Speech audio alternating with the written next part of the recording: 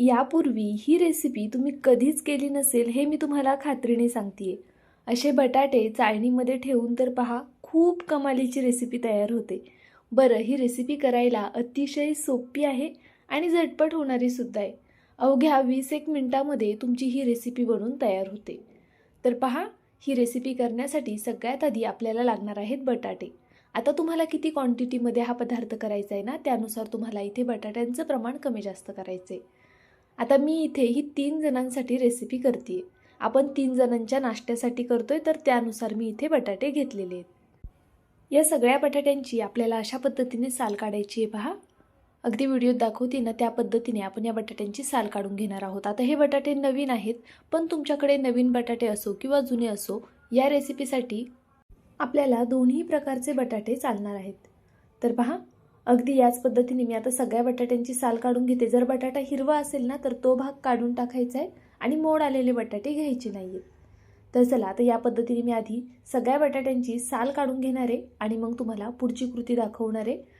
रेसिपीसाठी साहित्य फार कमी लागतंय, अगदी कमीत कमी साहित्यात, घरच्या साहित्यात ही रेसिपी तयार होतीये आणि अतिशय पौष्टिक आहे लहान मुलांसाठी। सगळ्यात महत्त्वाचं, यामध्ये कोणताही पदार्थ असा नाही आहे किंवा कोणतीही आपण स्टेप अशी नाही करणार आहेत ज्यामुळे हा पदार्थ अनहेल्दी होईल। तर हा खूप हेल्दी पदार्थ आज मी तुमच्यासोबत शेअर करते। बटाट्यांच्या साल काढून झाली की बटाटे पाण्यामध्ये ठेवून देऊया, म्हणजे ते लाल पडणार नाहीत, आणि तोपर्यंत पुढची कृती करून घेऊया। तर पहा, इथे मी आधी 1 वाटी गव्हाचं पीठ घेतलेलं आहे। यातलं काही पीठ मी यामध्ये टाकून घेते आणि थोडंसं शिल्लक ठेवणार आहे। आता एक गोष्ट लक्षात घ्या, तुम्हाला किती क्वांटिटीमध्ये हा पदार्थ करायचा आहे ना, त्यानुसार तुम्हाला हे पीठ लागणार आहे। आता इथे मी जे 4 बटाटे घेतलेत त्यासाठी हे पीठ पुरेसे आहे। यामध्ये मी चवीनुसार मीठ घालून घेतलं। त्यानंतरनं अगदी थोडीशी आहे ना आपल्याला यामध्ये मिरे पावडर घालायची आहे। जर तुमच्याकडे मिरे पावडर नसेल, पूर्णपणे स्किप केली तरी चालेल, किंवा मग हिरवी मिरची किंवा चिली फ्लेक्स असेल तर हिरवी मिरची अगदी बारीक चिरून घाला, किंवा मग थोडीशी चिली फ्लेक्स घातली तरीसुद्धा चालणार आहे। आता अगदी थोडं थोडं करून पाणी घालायचं यामध्ये आणि हे छान मळून घ्यायचे। तुम्ही फक्त मीठ टाकून हे गव्हाचं पीठ मळून घेतलं ना, जसं आपण चपात्यांसाठी मळतो तसं मळून घेतलं तरी नक्कीच चालणार आहे। तर पहा, इथे आता वरतून मी थोडंसं तेल लावून घेते आणि हे सर्व छान असं पुन्हा एकजीव करून घेते।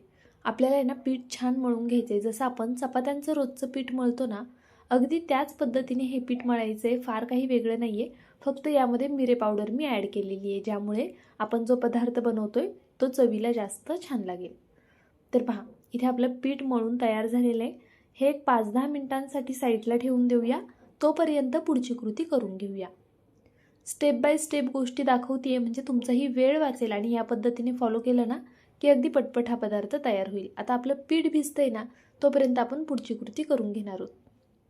तर पहा, इथे मी जे 4 बटाटे पाण्यात ठेवले होते ना, ते आता पाण्यातनं काढून घेतलेले आहेत आणि आता आपल्याला हे बटाटे किसून घ्यायचे आहेत। तर इथे मी ही लहान किसणी घेतलेली आहे।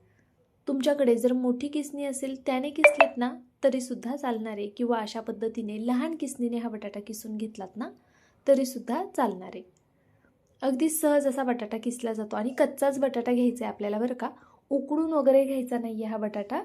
आपल्याला या रेसिपीसाठी कच्च्या बटाट्याचाच वापर करायचा आहे। आता इथे मी बटाटा वापरते, पण तुम्ही बटाट्यासोबतच कोबीसुद्धा वापरू शकता, किंवा फ्लावरसुद्धा किसून वापरू शकता, सिमला मिरची अगदी बारीक चिरून घेऊ शकता, गाजर घेऊ शकता, किंवा जर कोणती पालेभाजी यामध्ये ॲड करायची असेल ना तर तीसुद्धा घेऊ शकता। आता आजचा हा पदार्थ मी फक्त बटाट्यांपासून दाखवते, पण तुम्हाला ज्या ज्या भाज्या यामध्ये ॲड करायच्यात किंवा ज्या तुमच्याकडे अवेलेबल आहेत त्या तुम्ही घालू शकता। अगदी पनीर वगैरे सुद्धा तुम्ही यामध्ये किसून घालू शकता। तर पहा, आता हा बटाटा संपूर्ण आपला किसून झालेला आहे। या बटाट्यामध्ये बऱ्यापैकी स्टार्च आहे पहा। तर आपल्याला बटाटा छान स्वच्छ पाण्याने धुवून घ्यायचा आहे। इथे मी 3 ते 4 पाण्याने हा बटाटा धुवून घेणार आहे। असं केल्यामुळे काय होईल, यातला संपूर्ण स्टार्च निघून जाईल। तर पहा, आता हे आधीचं भांडं थोडं लहान होतं ना, म्हणून मी या दुसऱ्या भांड्यामध्ये हा बटाटा काढून घेतलेला आहे। थोडंसं आता भांडं मोठं घ्यायचं, म्हणजे मग आपल्याला सगळ्या गोष्टी मिक्स करायला सोप्या जातील। व्हिडिओ इथपर्यंत पाहिला आहे। व्हिडिओ थोडा जरी आवडला असेल ना तर प्लीज व्हिडिओला एक लाईक नक्कीच करा। जर चॅनलवरती नवीन असाल आणि अजून सबस्क्राईब केलेलं नसेल तर प्लीज चॅनलला एक सबस्क्राईबसुद्धा करून घ्या आणि सोबतचं बेल आयकन प्रेस करा, जेणेकरून माझ्या व्हिडिओचं नोटिफिकेशन सगळ्यात आधी तुम्हाला मिळत राहील। तर पहा इथे मी थोडीशी कोथिंबीर घेतलेली आहे.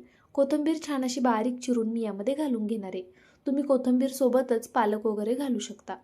तर अशा पद्धतीने मी इथे कोथिंबीर चिरून घेतली. त्यानंतर आता यामध्ये आपल्याला हिरवी मिरची ॲड करायची आहे. तर पहा हिरवी मिरची आहे ना शक्यतो अशी मध्यभागी एक कट मारून घेणार आहे मी असा मध्यभागी, ज्यामुळे काय होईल मिरची छान अशी बारीक चिरता येईल. तर एका मिरचीचे 4 भाग केलेले आहेत आपण आणि मग मिरची अगदी बारीक चिरून घेते आहे. असं केल्यामुळे ना मुलांच्या दाताखाली मिरची आली तरी फारशी तिखट लागणार नाही, कारण या पदार्थामध्ये ना आपल्याला मिरची निवडता येणार नाही आहे. तर चला आता मिरची तर छान बारीक चिरून घेतली. त्यानंतर ना आपण इथे लसूण असा ठेचून घेऊया आधी. लसूण ठेचल्यामुळे काय होतो ना तो छान बारीक चिरता येतो. जर तुम्हाला हवं असेल तर तुम्ही मिक्सरला ऑन ऑफ मोडवर लसूण फिरवून घेतला आणि बारीक करून घेतला ना तरीसुद्धा चालणार आहे. तर इथे आता ह्या लसणाच्या थोड्याच पाकळ्या आहेत, त्यामुळे मी अशा पद्धतीने आधी ठेचून घेतलेल्या आहेत. आता त्यानंतर ना हा एकत्रित धरून याला बारीक आपण चिरून घेऊया. तर पहा या पद्धतीने असा लसूण आपल्याला बारीक चिरून घ्यायचा आहे. तर इथे आपला हा संपूर्ण लसूणसुद्धा आता चिरून झालेला आहे. अगदी बेसिक साहित्य लागतं ते जर तुम्ही पाहिलं असेल तर. जे घरामध्ये तुमच्या अवेलेबल आहे त्या साहित्यांमध्ये तुम्ही हा पदार्थ करू शकता.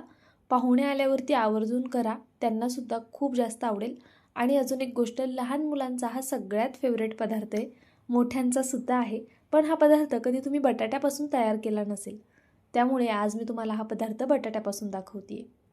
तर पहा आता हे सर्व जे चिरलेलं साहित्य होतं ते या बटाट्यामध्ये घालून घेतलं. इथे मी अर्धा चमचा जिरे पावडर घेतलेली आहे, ती घालून घेतली.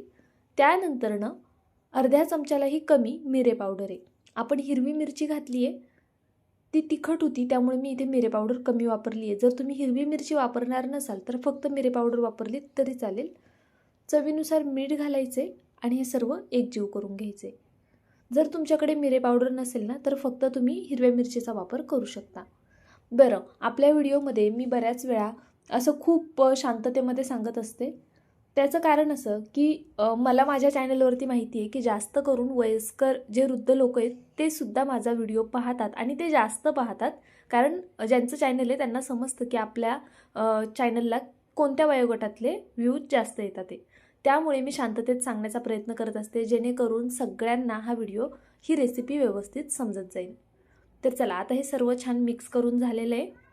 आता आपल्याला जो पीठ आपण मळून ठेवलं होतं ना त्या पिठाचा गोळा घ्यायचा आहे, जसा चपातीसाठी घेतो, आणि कोरड्या पिठामध्ये असा बुडवून घ्यायचा. त्यानंतरनं ह्याची आपल्याला चपाती लाटायची.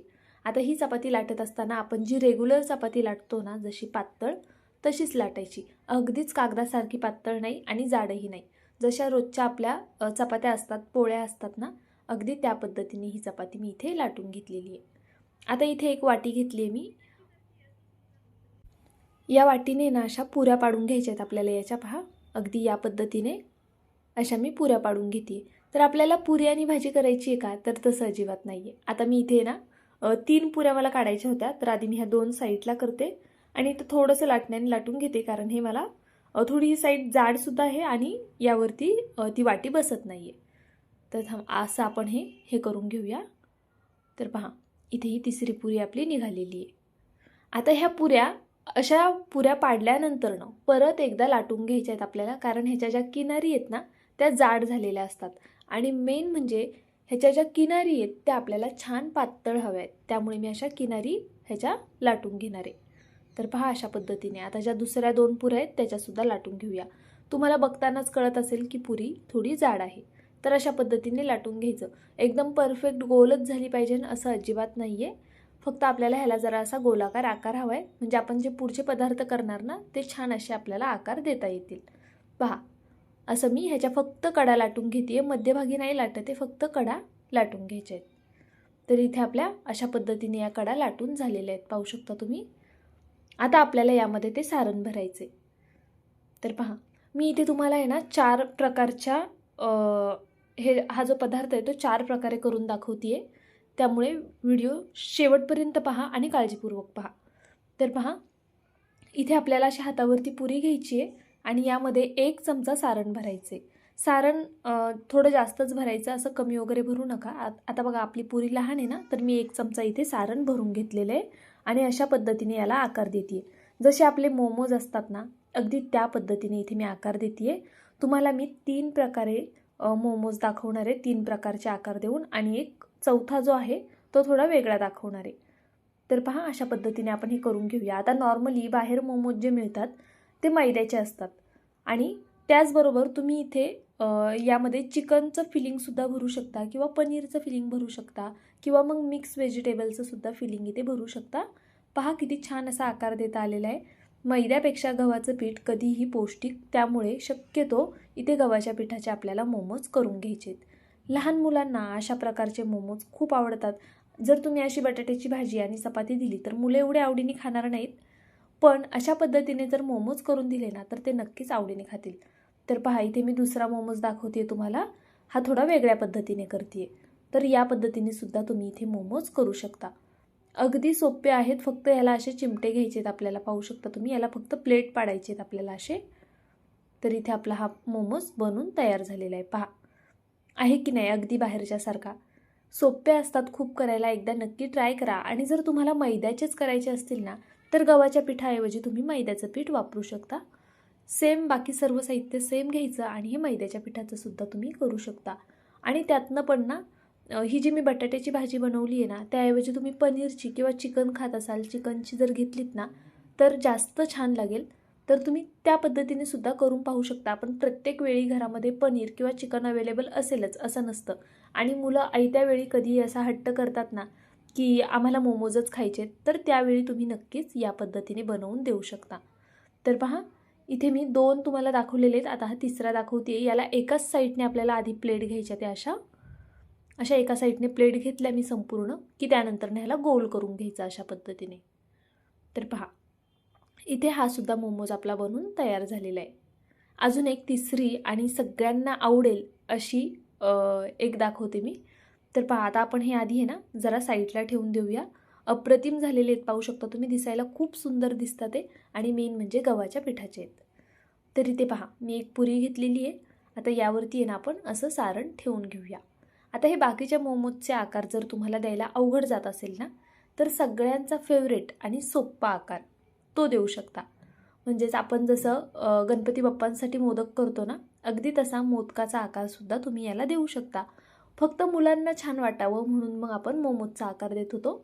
पण जर तुम्हाला मोमोजचा आकार द्यायला नसेल जमत तर अशा पद्धतीने तुम्ही याला मोदकसुद्धा बनवू शकता.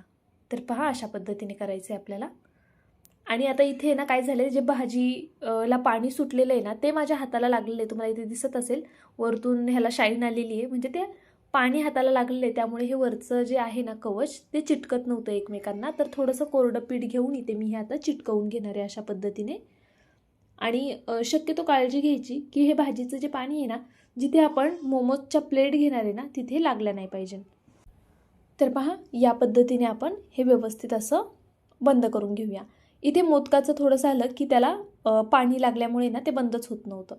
तर पहा, अगदी हलक्या हाताने मी अशा पद्धतीने याला बंद करायचं ट्राय करते.